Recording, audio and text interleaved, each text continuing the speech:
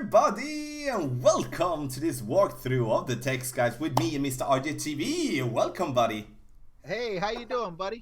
I'm Good to doing, be here with you again. yeah, likewise. I'm doing fine. You know, it's a little bit sad. I'm not gonna lie, to be home from vacation now, but still, you know, amazing to see. We have a new tournament for me getting right back into it. Yeah, I miss the sun a little bit. Oh yeah, last day of vacation's always a hard one. Oh my God, yeah, anxiety. I don't know how I pronounce that one, but it's something like that at least. So, as always, everyone, we're going to go over the text guide. For you that want to download it yourself, or just open it up on your computer, you can find the link to the text guides in the video description down below. Also, for those of you looking for more detailed instructions, and then I mean when the tournament win is revealed, which it gets on Monday, the first day of course on the tournament, then you can sign up on Patreon to get the updated text guides. Those will be pinpointed information about how to approach the shots based on my play in the various division. And yes, I play the holes a lot to try to get you the best possible information. Also, don't forget to subscribe. 43k soon, and that's just climbing, which is amazing. Thank you so much for that. Both me and RJ, in wherever channel you're watching this one on, we would like to have a thumbs up if you do like the content. So don't forget to hit the thumbs up before you go. So RJ, are you ready? I'm ready. I was about to read. It's the FUJI Open, it's called. Yes. And we do have a mix of Sakura Hills and Gokasho Bay. And to just make it clear, you can practice the Sakura Hills on tour number 3 for rookie. Nothing pro and expert. Nothing for master. And for Gokasho Bay, it's only for pro and expert T. And that's tour number 10. So not much practice for this tournament, but we are going to jump into hole number 1, par 3. Pretty straightforward. How do we play hole number 1? Well, the main thing I'd like to point out, as you can see on the side panel in Tommy's notes, is this is a 20% hole, 20% downhill, and I think that's the most important thing, because other than that, it's very straightforward, especially for rookies. You're looking at a backbone, land right between the bunkers there, about 3 backspin dependent on wind, take advantage of the left slope and aim about a half a square to the left. For pro and expert T, we're going to still play 20% downhill, and we're going to use a sniper here. Sniper is definitely going to be the best club, gives us a great accuracy, great ball guideline, definitely a good chance for getting the ball in the hole. Same thing really for master. Like, there's 2 ways here, depends on the wind, because in tailwind we're going to play with a sniper, and with a headwind we're going to play with a driver, I believe. There is still a way to play with a sniper in headwind using a more wind resistant ball. I remember that from the last time in the tournament we had this one. We could play, when we played with a power 3 ball, we had a problem with playing with a sniper, but once we played with a wind 5 ball we could play with a sniper, and I remember actually getting a couple of hole-in-ones on this one. Definitely a hole, no matter what the wind is, this is going to be dialed in the end. So I've already mentioned the ball, wind resistance is the key here. Hole number 2, let's go for the dunk! Or what do you say here, RJ? Let me know. I agree. Hole number 2 is a 10%er. For us rookies, I would like to go with a quarterback because of the excellent ball guide. I also think a quasar would be important, as I would go with 3 top spin and full right spin to kind of dial in that short iron shot. And because the pin is so close to the sand, I would definitely bring the thorn. I think a thorn dunk is the highest percentage shot you have, but as rookies, a lot of people say, I'm not very good at dunking. Well, then you still want to bring the thorn and aim maybe a little beyond the flag, because if you have a bunch of topspin, if it, you know, as soon as it hits like 90-some%, the ball actually comes back, and you don't want to aim it right at the pin, because then it'll actually roll off. So aim a little beyond the pin with your thorn, or go for the dunk if you're comfortable. The dunk, if you can get that down, is going to be an eagle every time. Yes, a pro and expert T, I do think the quarterback would be the best driver to play with here. Only if you do have a headwind, I would go back and play maybe with an extra mile, Thor's hammer, or with an apocalypse there, as for the more distance we're getting. Otherwise, to quarterback, to the importance here when you play from second tee, when and also from the third tee, where we do have holes where it requires us to get something to drop, like because we in all tournaments nowadays we do need something extra to drop. The quarterback is perfect to dial the drive in, so you do get to the same type of yardage every single time, so you can dial in the dunk. I also agree with RJ here. I think the dunk is the absolute better way to get an eagle, but if you don't feel comfortable, please do just go with the more backspin approach and you let the ball roll back towards the pin. Very bumpy green, very hard to dial that shot in, so there is the biggest reason in my book why the dunk is a much higher percentage eagle. Also, pack the Saturn. I think that if we do make a bad drive, we maybe cut the rough rolling out short with the drive there on the right side or on the left side for that matter, it's good to have the Saturn to have the option to go for the dunk if you want to, with its very high backspin level on the Saturn, to actually go with that one. Something important, except for the 10% downhill for the drive, is 10% uphill for the second shot. So that means that the ball is going to be less affected by the wind when you're approaching, so you need to subtract that from your adjustment. Master Tee, same type of structure. Here I do feel that we could play with a turkey ball, like a wind 5 power 2 ball, or like a wind 4 power 3 ball, something like that, to reduce the wind a little bit, so we're not having like a 10, 11, 12, 13 mile per hour wind to adjust for the dunk. That's going to be super tough and might going to get us to adjust down into the sand or something like that. So I think a more wind resistant ball for Master Tee would be perfect. Otherwise, the same type of structure, same type of clubs. So then we do have hole number 2, and now we're going to go to hole number 3. And this one was we have had it a couple of times, but it was a long time since we had it in a tournament, in my opinion. I think that's all for the Kokashu Bay. But I'm going to be quiet. RJ, how do we play hole number 3? No, I agree. I think that the older players are going to definitely remember this one, and the newer players are going to learn. And this is not one that should burn you too badly. It's 10% on your initial drive. I would go with an extra mile and a marlin just to cut down the wind ever so slightly. I guess you could go with a basic ball if you wanted to, but I would also go right side. And on going right side, that's why you need the extra mile. You're going to land where the first black box is, and then with full top spin and the full left spin of the marlin, that should get you up high enough to where you can use your Viper or a backbone. Make sure you bring both, just in case you get further up or if you're in between clubs. For your second shot, I like following that black line where that black box is. You're going to land there and bounce over to the green, to the pin, and in most cases you'll have a decent and easy putt.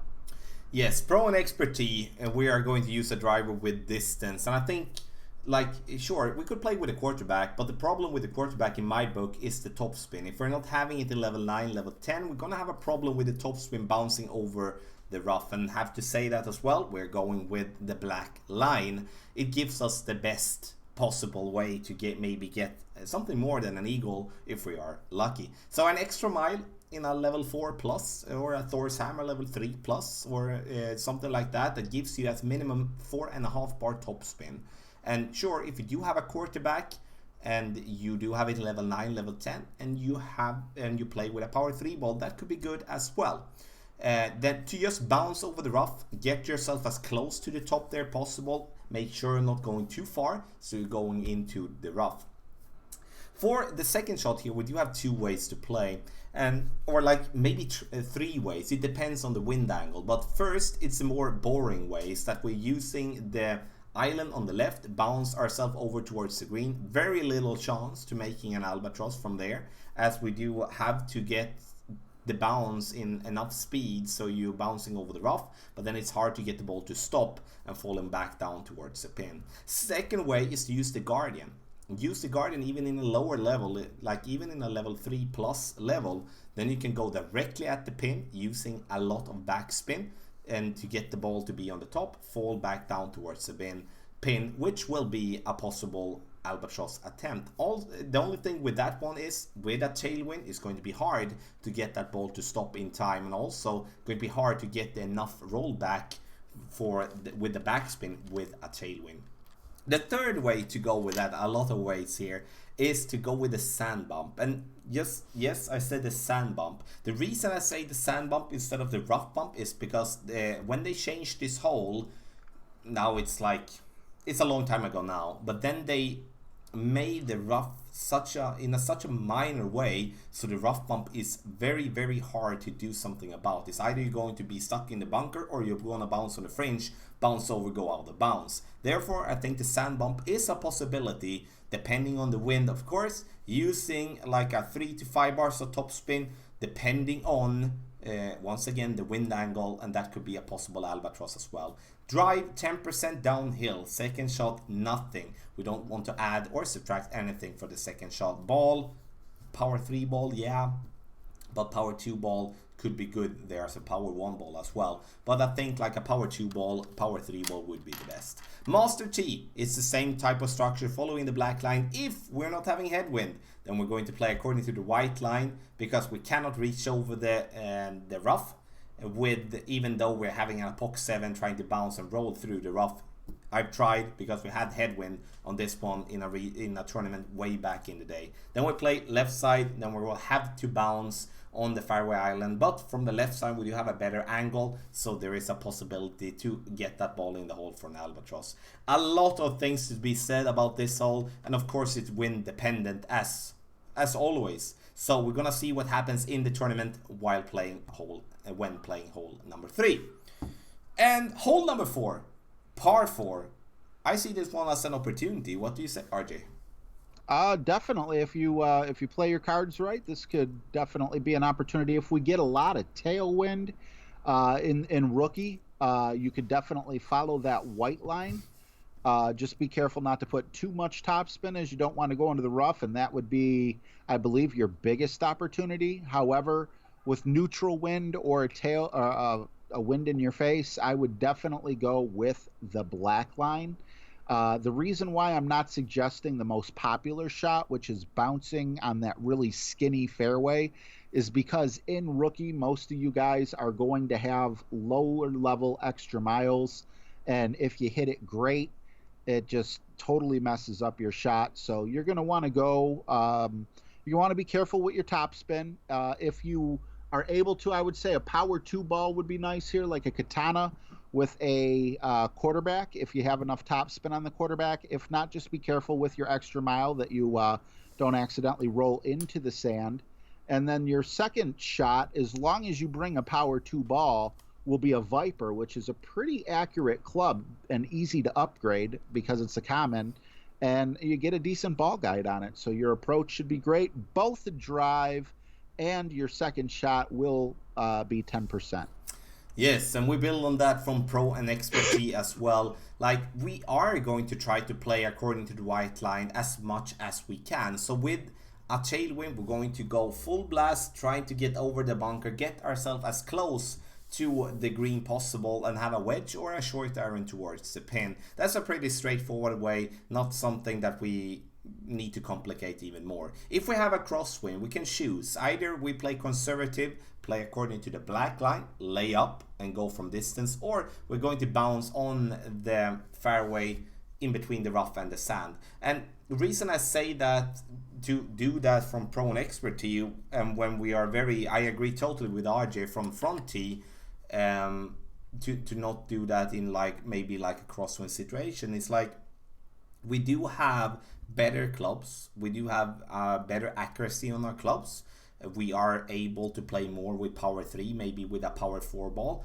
and to bounce over and to get over to where the area is, where the white line is, somewhere in between that, is going to put your percentage in a much better place when it comes to approaching the pin for an eagle. So we are going to search for that route. But if we do have a headwind or a very straight, very weird or tough crosswind, then we're going to play according to the black line, lay up, go with a sniper from distance. You might need to play with a power 4, power 5 ball on this one to make the drive a little bit easier following the white line. We'll see what the wind is going to give us, but definitely something that we'll need to have in mind. So here, 10% downhill drive, 10% downhill for the second shot. So you need to add that, because when we play downhill, the ball is going to be affected more by the wind.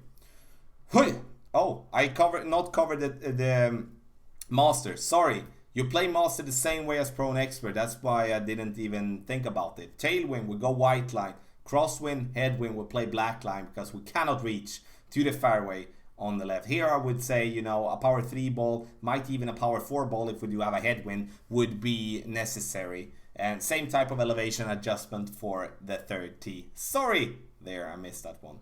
RJ, hole number 5. I see this one as one, yeah, it's the toughest par 3 by far, but maybe one of the tougher ones in the tournament overall. Right, I completely agree. I would either go with the black line, and this is totally wind dependent. So if we have, let's see, a tailwind, and we need to move our club backwards, then we're going to go into long iron territory there. And in that case, I would aim right where that black box is and try to get it as close to the pin as possible. Let's see, I would use a quasar, because you're going to want as much right spin as possible. And you might even need to add a little bit of curl to have a chance, because every time there's a par 3, you want to go for the hole, unless it puts you in danger of, you know, getting a par by going into the rough or whatnot. Now, if you get the opposite and we actually get wind that is blowing in our face, then when you adjust for the wind, you push it out further. So you'll be in guardian range, which would be minimum distance. So make sure that you're adjusting, you know, that way. And I would actually put my target on top of or in between both of those bunkers, almost on the actual green itself with full backspin. I think that would be the shot that I would prefer to see in the rookie. I think that one's a lot more straightforward, but still very hard to sink hole in one. Totally. And, sorry. No, that's fine. I just wanted to also add 20% is super, super important, especially if you're using the black line, because you're going to have to aim very close to that bunker, and I think a lot of people are going to end up in it. My apologies, I'm so overly excited for the first video since vacation, you know, going all bananas. No, I was just going to build on the fact that this is going to be a hard hole to get something to drop. For those of you that has played this one from Pro and Expertise, which is Tour 10, are going to understand what I'm saying when I say this one is going to be tough. And I'm not seeing this one as the one that we're going to have to expect an hole-in-one to be able to compete. This one is going to be a general birdie hole. We're definitely going to try to get a hole-in-one, absolutely, but there is it's a hard one. So when we do play, we're going to play according to the black line basically every single time. The only way I wouldn't is if I have like a absolute straight tailwind having around 7 miles per hour plus, then I will have to either use a more wind resistant ball, or I will have to choose the white line. But the black line, use a ball with as much side spin possible. I would prefer a Katana or a Kingmaker for the side spin 3. And then we're going to go from 3 bars of backspin to 6 bars of backspin, depending on the wind angle. We might need to go with a little bit of curl to the right, especially if we do have a wind right to left. Otherwise, we shouldn't be having any necessity of curl. Have in mind that if you're going to adjust down into the sand, you're going to go from a higher point to a lower point. So you need to pull up or push up, I don't know, towards the pin around 2 rings to be able to hit the intended landing spot. Super important, as once you go from a higher point to a lower point, you're going to lose distance. That's how the game works, and then we need to adjust for that. From Master T, we're going to try to use the spot on the left side of the bunker and bounce ourselves from there up towards the pin. We are going to, in that case, in headwind, going to use a driver, and even with a power 0 wind 5 ball, or maybe with a power 1 wind 5 ball, we're going to play with a driver there as well in a crosswind type of situation. If we do have a very tricky wind, we maybe have a strong tailwind or something like that, I would prefer to go down and play before the bunker using the white line, bounce over the bunker and get ourselves towards the pin. 20% extra we need to add. This one is played a decent amount downhill, I would say, but once again, this is not a hole you should expect a hole in one. We always go for it, but make sure that you stay away from getting into the rough or into the sand with your approach shot, because that shot, it's not going to be an easy one to get in the hole from that distance. Hole number 6, RJ. Now we come into a hole that I dislike. I'm gonna come to that later, but how do we play hole number 6? You know, I really dislike this hole as a true rookie. It's very wind dependent. I would say bring a quarterback if we have a headwind, because you can really trust the ball guideline. You're going to want to get as close to the rough. It's almost like a little mini cliff or whatever where it goes down to the sand. You're going to want to get as close to that as possible, but within your comfort factor. You don't have to be like right up against the edge. Get as close as you're comfortable getting. And then if you bring a big dog for your second shot, you can, following the black line, it may take some curl to get around those trees. You can get on the green in 2 using the black line, or another way you can tackle this is if you have a neutral wind, and when I say neutral, side spin, or a tailwind, then with rookie clubs, you'd want to use an extra mile, and you're going to want to bounce approximately where your ball would finish rolling with the quarterback, all the way up by the edge there. You're going to want to bounce over and roll up to where that white box is, which will give you a much easier shot. However, if we do have a neutral wind, you're going to see a few people going into the sand. They're going to clip the rough or something like that's going to happen. So pick your poison. Do you want an easier drive, or do you want the easier shot on the tee? For a higher score, if you're really competing for a medal, you're going to forego the first shot that I mentioned and go for the jump if it's at all possible with the clubs you have. Also, just wanted to say 10% on the first shot.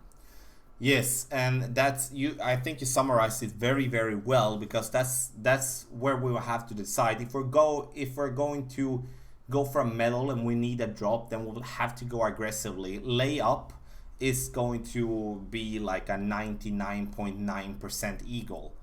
Yeah, especially when it's so bumpy before the pin, so you will have to rely on so many aspects before the ball even gets up to the green, which is tough. But tailwind, crosswind, we're going to try to get over. Tailwind is a no-brainer. We pull a power 3 ball, go with overpower, bounce, and use as much topspin possible to gain as much distance on the other fairway. Crosswind, we might need to consider playing with a power 4 or power 5 ball if we have any. Berserker ball could be perfect.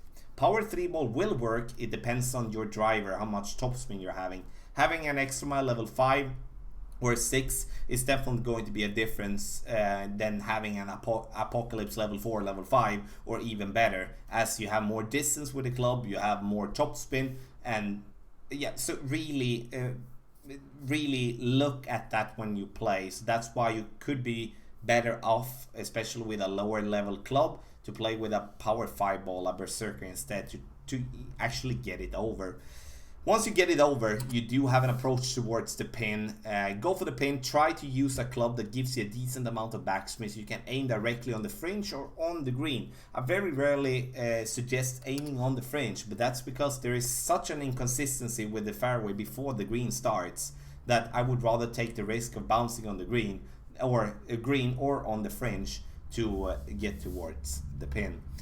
If we do have a headwind, we need to lay up. We cannot reach over. We lay up and we use a club with distance for the second shot to bounce before the rough get it towards the pin. A big dog could be perfect, Cataclysm could be perfect. Sniper level 10 with a power 3 ball should work as well. Master Division, same type of structure, but here we need to add a crosswind as well. If we do have a crosswind, we need to lay up, and that's the same with headwind. Otherwise, with a tailwind, we're going to go for it, bounce over, gain as much distance possible. 10% downhill for the drive. For the second shot, if we lay up, 10% downhill. If we don't lay up and we bounce over, we're only going to adjust 5% approaching the pin according to the white line. Yes. Oh, I just wanted to add, I think I didn't mention rookies. I would definitely bring a Titan ball as well. You're going to want a power 3 ball here. If not, even for if you're not going over, just to have that extra distance to ensure that you're not short on your second shot. So whether it's your first shot or your second shot that you're going to go more aggressive on, I think a power 3 ball would be recommended here. Nice. And with those words, we're going to go over to one of the toughest holes in the whole game. No, I'm not gonna joke about that. This is, yeah, it should be a decent chance for an hole-in-one. What do you say, my friend? Let's see, hole number 7. Get your pens, get your papers. This is the real deal here. First and foremost, it's most important to know that you go 10%. Second, you're going to want to aim right where that black box is that he has there, which is fairly close to where the rough and the sand meet, except make sure that you do have a little buffer in case you misjudge the wind a little bit. You're going to bring your backbone, and you're going to go with approximately, depending on wind, 1 backspin.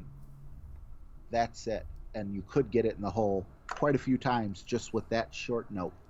Yes, same thing for Pro and Expert T. Here we're going to play with a wood club though. So we're going to play with a sniper, use a ball that gives you a decent wind resistance. I would say Navigator would be perfect for this hole. We don't have to spend a bunch of wind 5 balls, but if you have some, play with it.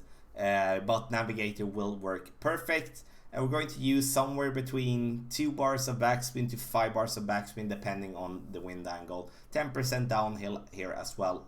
Master, same type of structure, but here we're going to play with either a wood club or we're going to play with a driver depending on the wind that we are having.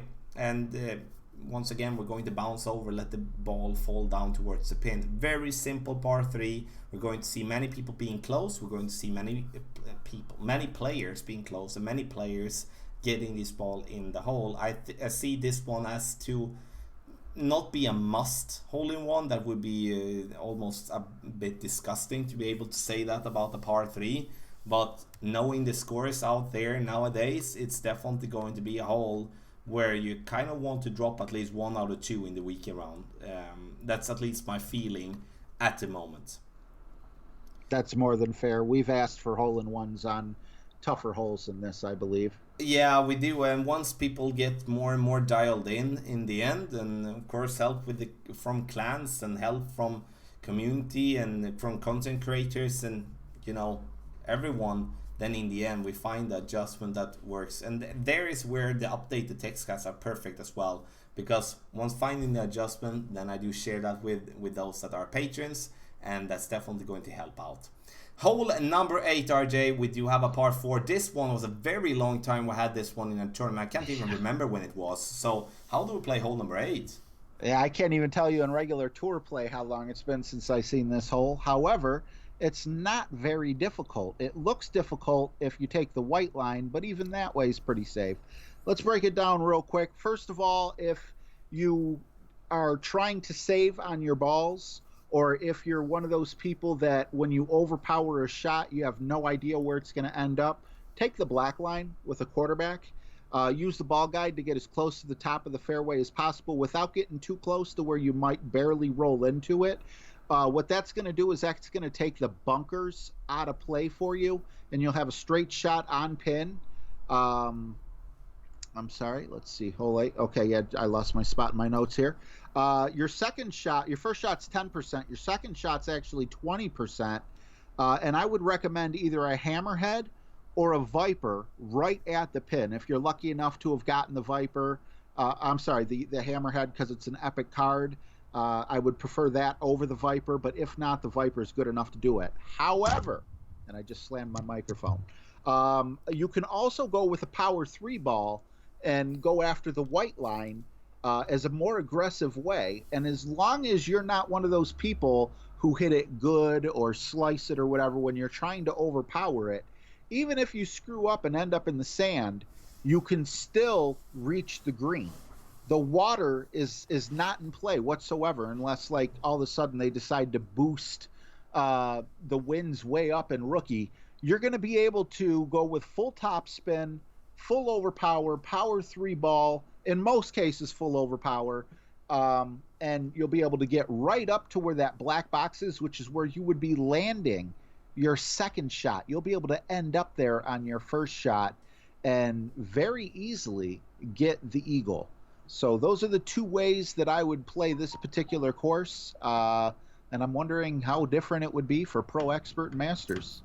Yeah, a Pro and Expert we're gonna start with, and I would say like you explained it so well on the black line that that's a safety line. If we do have like a strong or strong and very hard crosswind and also headwind, we're going to play according to the black line. We lay up, we use the quarterback even in Pro and Expert, and then we go with a sniper from distance there. If we do have a tailwind, we are going to try to get as close to the green as possible, and there will be players reaching the green as well. I'm 100% sure of that. It's not something that we can count on because we do have some bunkers there around the green. But I mean, if you're having the day, you're having the luck, then you are gonna get it close there. But ending up in the sand just there by the green, I would say it's better than having a sniper shot from distance. So you rather take that instead of the sniper shot. So if you do have a tailwind in any form, that means even with a tailwind and a crosswind together, you either play with a power 3 ball, try to aim on the right side of the bunker, and use the topspin to bounce and roll through the rough onto the fairway, because you won't be able to clear the rough from that area. If we do want to go even more aggressively towards the pin, use a power 5 ball, berserker ball, or maybe even a snow globe ball to reach to the area above. That was a dog barking in the Oh wow! Oh my god! I thought your house was haunted. Yeah, holy cow! That scared me. But you bounce above the bunker and get the ball to roll as close to the green as possible. I would prefer, to try to lay up and have a wedge, like on the right side of the bunker, trying to not get myself into the bunker, if I could choose. But in the end, for those of you that do want to go for the green, then you have to risk the bunker big time. But once again, definitely a possibility for an eagle. It all depends. Like if we do get a tailwind here, I'm gonna say this is going to be a must eagle. If we do get a headwind or a crosswind, this is going to be a general birdie hole. So the wind is going to decide so much. I kind of hope that we're not getting tailwind. I'm not gonna lie. So we're not going to have to expect this one as a must eagle or see this one as a must eagle. Must eagle is par 4. Master T, same type of structure, tailwind, but here I would say if we do have a straight tailwind, then we're going to try to go for the left route. Otherwise, we're going to play to the right side. Same type of structure, same type of plan that we're having for Pro and Expert T. And important to have in mind, the drive with the black line is 10% downhill, which the second shot is 20%. If you're going directly on the white line, it's 20% downhill going there. It's interesting hole. A very long time ago I played this one in a tournament, so it's going to be kind of interesting. And once again, I hope we're not getting tailwind. Hole number 9. We end up with a hole that we haven't had in a tournament in a while either. So this one I kind of like. This one is a technical one, and I like those holes. So RJ, how do we play? Hole number 9. I completely agree. A lot of people, when they're actually on the course, will see the black line and think to themselves, oh, they must be mistaken because there's not enough room to squeeze a shot back there, when in actuality there's definitely not only is it viable, but it's recommended. And the reason it's recommended is because it sets you up so good for your second shot. So when you're making your drive, you want to bring your extra mile, and again, you want to aim to the right side of the trees where you see that first black box. Make sure you put your 10% adjustment on. And I would go with a max of 4 topspin. Otherwise, there was a golf legend that told me if you go more than 4 topspin, you could get too close to the trees. Can't remember who said that. But a katana will work for you well here. And for your second shot, once you stop, like I said, max 4 topspin. Once you stop for your second shot, you got another 10% downhill with a Viper. I like the black line. I don't really care for too much for a rough bump in rookie. 3 to 4 backspin, depending on the wind direction. You might need to take a little off if you have, well, you might have to add to, depending on the wind you have, to bounce over the water and get onto the pin. Albatross is a really hard shot here unless you do get down the rough bump. If I remember correctly, there's a little corner up there that is big enough.